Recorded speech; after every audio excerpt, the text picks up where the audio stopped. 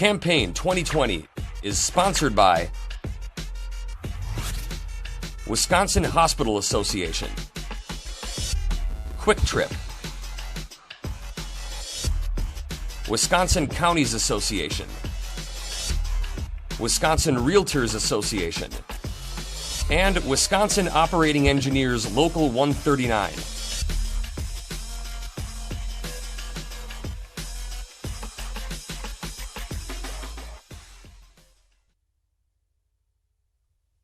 State Representative Scott Allen of Waukesha is a Republican seeking re-election in the 97th Assembly District. The election is November 3. Scott, welcome back to WisconsinEye. Thank you. When I interview legislators, I often ask their top priority in the next session. Would it be pandemic related or some other issue at the top of your agenda if you're back in the Assembly? I think it's some other issue. Okay. I think that we have some healing to do as a community, as a nation, as a state. We saw a lot of civil unrest this spring, and I think I think we have to have some conversations around that, and say what are the conditions that are sort of precipitating that, and what are the solutions that will have meaningful, lasting impact in that area. Well, I really appreciate that. That's one of my topics. With the Speaker forming a task force, the Governor having 9 bills, Senator Van Wanggaard has 7 or 8, the Black Caucus has a list, and the Police Association has a list. I guess my question is, are there any specific policing reforms that you think should be enacted into law?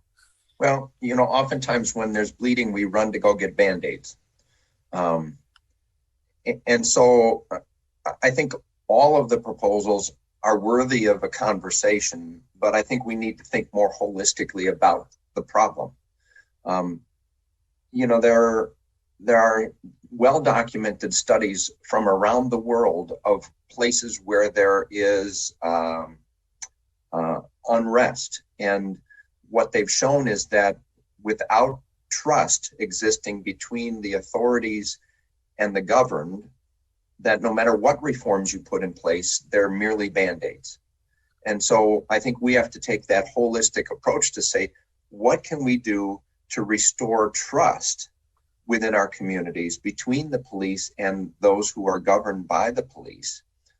So I'd like to see us, not dismissing any of the bills outright. I think they're worthy of conversation, but I hate to see us simply go through and say, well, we've got to pass something, and let's pass anything to say that we've done something in the area of police reform, but we really haven't addressed the problem, and that's trust within the community.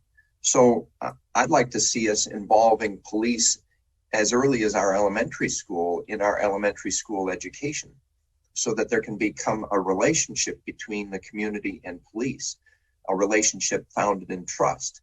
If the only situations that you ever have to deal with relative to the police is where it's confrontational or where it is punitive, then you're going to have a negative view of the police. And when and if you are ever in a situation where you're confronted by the police, there's an automatic distrust, and it's not going to end well.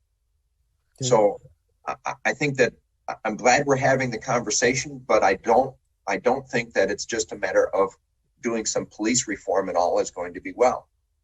The pandemic is shaping a lot of America and, of course, Wisconsin. Let's talk about that a little bit. On Monday, a judge will hear a request for an injunction to strike down the governor's second statewide masked edict. Your feelings on that statewide masked order, sir? Well, we've seen rising COVID numbers during the mask mandate. So, we're human beings. We're going to do everything that we can to try to solve the problem, but we have to recognize that God's in charge. This pandemic is going to run its course according to God's will, not our will. And while we are wise to be prudent and pay attention to the science and do our best to manage our way through, I think we have to have that overall perspective. as it relates to the statewide mandate, I think that's fundamentally born out of a liberal's desire to control people and to distribute pain equally. I believe that the counties are the ones that should determine if the health situation on the ground in that locality merits any local mandate, as opposed to having a statewide plan where we're going to make everybody suffer equally. Okay. Nobody likes to wear masks, but if the situation in your local community merits it, then I think we should do it, right? And we should exercise all measures that are necessary as people to prevent or to reduce the spread. But to impose something on a statewide basis, I think is just out of touch. We're seeing a record number of hospitalizations in Wisconsin because of COVID in the last few days. If you're reelected and voting on the next state budget, do Wisconsin hospitals need a greater priority than they may have in the current budget, Scott? Well, supporting healthcare is very important, and perhaps now more than ever. But as I understand it, when I talk to the healthcare professionals, their most pressing need right now in healthcare, and this is beyond just hospitals. This is clinics, this is rehab centers, nursing facilities. Their number one need right now is in the area of staffing. They don't have an adequate pipeline of competent people, trained professionals to do the work that's necessary. And so I think our biggest support is in the area of workforce development. And I'm going to be very mindful of the kinds of things that we can do to help encourage greater workforce participation and greater participation, particularly within the healthcare arena. As it relates to funding, we have to keep in mind that in the most recent federal coronavirus relief that the states had, $40 million were directed toward the hospitals. $40 million already. So I'm not going to rule out supporting hospitals, but I think we need to approach supporting hospitals in particular with a degree of scrutiny, right? I mean, that's what we're sent to the legislature to do, is to make sure we're not spending foolishly. Have you signed on to the Representative Bourne's bill that says if you're a charity, a business, or an organization and you follow COVID-19 protocols, you could not be sued over COVID-19? Is that the same one that Senator Capping has authored? Yes, sir. Yeah, I have co-sponsored that. Okay. If the pandemic results in a drop of state tax collections, I'll make up another one. I'll make up this number, 1 billion. If we don't collect 1 billion, what would be your thoughts on how to make up that shortfall? Well, according to the Fiscal Bureau, strangely enough, general fund tax collections are actually up 1.1% year over year. So I'm not anticipating we're going to have that shortfall that we need to dig out. But generally speaking, as a Republican, I always support cutting spending before raising taxes. Okay. The governor's proposed a Fair Maps Commission to draw the next set of congressional and legislative district lines and then forward it to the legislature to be enacted. Your position on the governor's plan? Well, keep in mind, he calls it the People's Commission, right? Just like he called it the People's Budget. Well, it sort of reminds me of the People's Republic of China, a communist country. The problem with the People's Budget or the People's Maps Commission is that it means that it really means that the people that the governor wants to listen to or make decisions are the ones making the decisions. In my opinion, the real People's Commission in Wisconsin is the legislature. See, I'm going through it right now, Steve. I have to face the voters every 2 years. I'm held accountable to the people of Wisconsin every 2 years, unlike the governor, and certainly unlike anybody that the governor might appoint to a People's Commission. I have to go face the voters, and if the voters don't like what I'm doing, they can vote me out of office. So I think the real accountability is with the people of Wisconsin through its elected legislature. As states around Wisconsin legalize recreational and medical marijuana, what's your position, sir? Well, my position is that number one, we need a federal reclassification of the drug because we have insufficient peer-reviewed studies of the drug itself. So because the federal classification has restricted it, we don't have enough people who are doing research on it. Some people claim that there are some medicinal benefits to it. I don't know. It may be true. It may not be true. We don't have enough peer-reviewed studies to know for sure. Rather than just sort of jumping in and saying, well, everybody else is jumping off the bridge, let's jump off the bridge too. I think we want to take a measured approach and make sure that we're being wise with this. Think about the opioid epidemic that we faced here in the state of Wisconsin, really nationwide over the last 4 or 5 years. These fundamentally started from overprescribing prescription drugs. These were prescribed for medicinal purposes. And yet, in many respects, that has helped precipitate an opioid crisis. So I don't know if we just want to jump in and say, let's make marijuana available for medicinal use, and we can figure it out, right? We can set up dispensaries, we can set up rules, and we can follow what other states have done and do this. We're not medical scientists.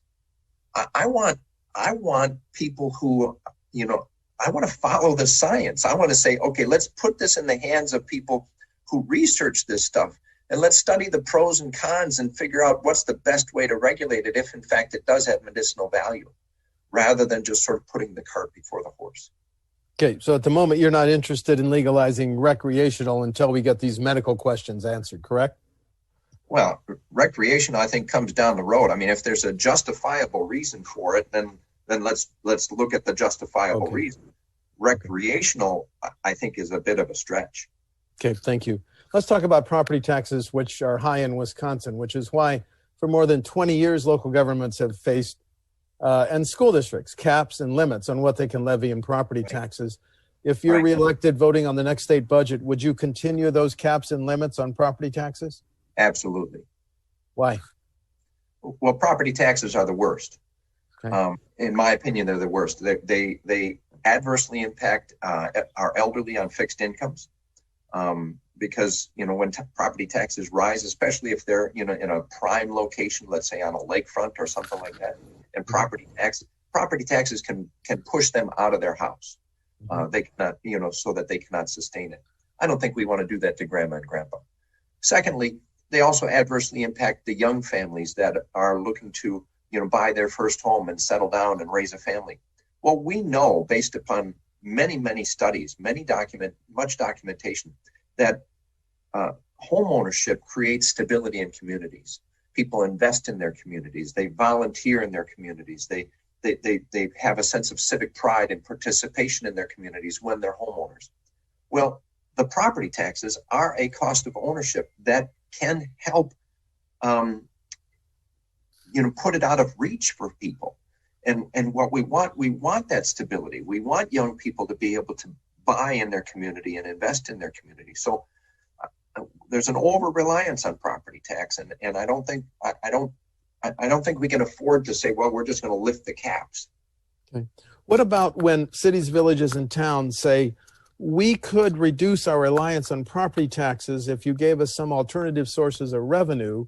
Representative Goyke, of course, has a bill. If a referendum passes, Milwaukee could levy a half-cent sales tax. Are you willing to consider alternative sources of revenue for some of these local governments if it allowed them to reduce reliance on property tax? Yeah. So if you recall, this has been done before. I mean, in existence. The counties across the state have a local sales tax option. Most counties have, in fact, exercised it. I guess I'm talking about cities, counties, cities, villages, and towns, sir. Right. So my point is to say, if we've done this before for the counties and it has yet still not produced the property tax relief that was promised, then what guarantee do we have that if we implemented it for cities, towns, and villages, that it's going to all of a sudden provide property tax relief? I see. Right? It's a pig in a poke. So let's just be honest and call it what it is. Now, that being said, I'm not saying that we shouldn't look at some sales tax reform. There was a study done maybe a year or so ago by the Badger Institute that evaluated some sales tax reform options. And one of the ideas that they explored was to reevaluate the products and services that are exempt from sales tax.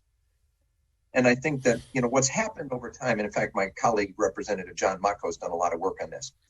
What's happened over time is different interest groups have lobbied past legislatures and carved out exemptions. And so the problem, so now we've got a bunch of sacred cows that are buried in the statutes. And dealing with those sacred cows is the challenge that's before us, right? When you start to say, well, this is exempt and that's exempt and that's exempt, before you know it, we've got very little left. And it's not very little, it's still a significant amount, but it's a significantly reduced amount compared to what maybe could be taxable and maybe more fundamentally fair. So I think we could produce a great deal of revenue that, even if we wanted to, we could designate specifically for local tax relief on the statewide basis. Okay. Right. So I think there's some things that we could do, that we should do, and I'm all for it. I want to dig in. I think let's get it done. Let's tackle that tough, thorny bush. Right. Let's do it. The governor last year, as you know, recommended raising our gas tax to stabilize how we pay for highways and bridges. Right. It's 30.9 cents per gallon, hasn't been raised in 10 or 12 years. Is raising the gas tax an option as we go forward? Well, I'd like to know how much he's proposed taxing buggy whips. Oh, I see. Okay. Because in 10 years, 80% of new vehicles will be electric. Now, okay, that's my prediction. I could be wrong. But for instance, the United Kingdom is already looking to mandate that by 2030, 100% of all vehicles sold in the UK have to be electric. So while it seems far-fetched in our minds maybe to think that, I honestly believe we're moving in that direction, and it's going to happen quicker than what we think. Okay. So what sense does it make then for us to try to build a sustainable revenue stream on something that's already a shrinking revenue stream? I think we need to explore some alternatives. For instance, I've proposed maybe a tire tax or maybe even a delivery surcharge. But before that, I think we need to examine and reprioritize how we're spending our transportation dollars. See, we're spending money right now in transportation as if we don't really care where the money comes from. And we have, in my estimation, the hardest working taxpayers in the country. I want to represent those taxpayers. I want to be their voice and say, let's just not keep doing things the way we've always done them just because we've always done them this way. Let's re-examine what we're doing with the money to determine how much we really need. And then we can begin to look at alternative revenue streams. Okay. If a school district, a local government plans a major public works project, should they have to give a preference to Wisconsin businesses, Scott? Yeah, we have to keep in mind that a number of our communities are border communities. And so they might, for instance, be adjacent to a larger metropolitan area that's outside of the state. Mm-hmm. I think that the local decision makers they always approach their decisions from a state. I used to be a city council member as well. I think that they act in good conscience and pay attention to the costs and try to maximize value for their community. So I think we keep that decision in their hands. Okay. Final question. Differences between you and your opponent on November 3? Well, just a few. Thank you for asking. Steve, I'm consistent and I'm honest. My opponent called himself a Republican in 2014. Now, you would think someone who used to be a Republican, when they switch over to being a Democrat, would be more of a moderate, right? You would think that, but that's not the case. My opponent supports abortion on demand, even late term. My opponent would have the government overrule parents and medical professionals as it relates to children's mental health decisions. My opponent believes that your right to bear arms should be taken away if people make unsubstantiated claims about you. See, as I was saying, he used to be a Republican and now he calls himself a Democrat. My opponent actually donated to my campaign twice, 2014 and 2018. And now he campaigns against me. My opponent rated me a 4. We do a spring survey. He rated me a 4 out of 5, with 5 being the best in the spring 2019 survey. That was just a year ago. And now he says I'm a terrible legislator. My opponent stated publicly last fall, 2019, that he was not going to run for the assembly. And he insisted at the time that he wasn't going to change his mind. Well, I guess he changed his mind. You know, my opponent liked me enough to play golf on my golf team a few years ago. He liked me enough to ask me a favor if I would invite his father, who's a retired pastor, to come and pray before an assembly meeting, which I did. And yet now thinks so little of me that he can lie about me in YouTube videos. Okay. Are there differences between us, Steve? Absolutely. You know, even if people disagree with me, I will always be honest with them, and I will not change my mind for political expedience. Okay. State Representative Scott Allen of Waukesha is a Republican seeking re-election in the 97th Assembly District. The election is November 3. Scott, thank you for talking to WisconsinEye. Thank you. Have a wonderful day. Thank you. You too. Campaign 2020 is sponsored by Wisconsin Hospital Association, Quick Trip, Wisconsin Counties Association, Wisconsin Realtors Association, and Wisconsin Operating Engineers Local 139.